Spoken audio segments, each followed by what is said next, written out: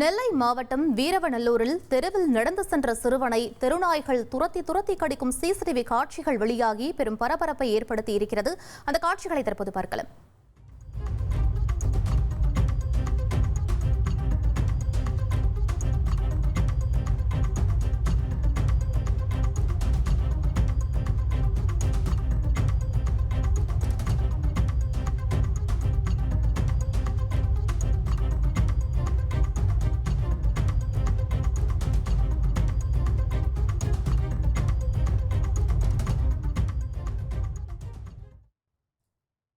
இது பற்றிய மேலும் விவரங்களை எமது செய்தியாளர் கண்ணன் வழங்க கேட்கலாம்.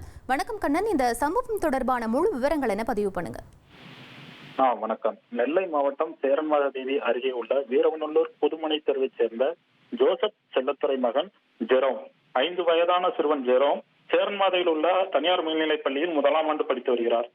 இந்த நிலையில் நேற்று மதியம் சிறுவன் ஜெரோம் கடைக்கு சென்று விட்டு வீடு திரும்பி வரும்போது அங்கு சாலையில் நின்று கொண்டிருந்த தெருநாய்கள் கூட்டமாக சேர்ந்து சிறுவனை விரட்டியுள்ளது.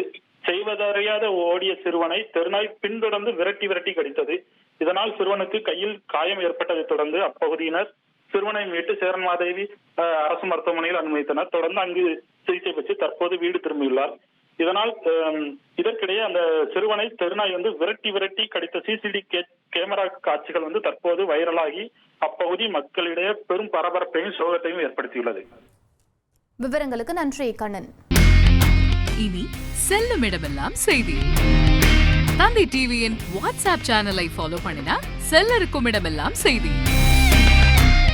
இதோ QR கோட் இப்பவே ஸ்கேன் பண்ணுங்க, ஃபாலோ பண்ணுங்க.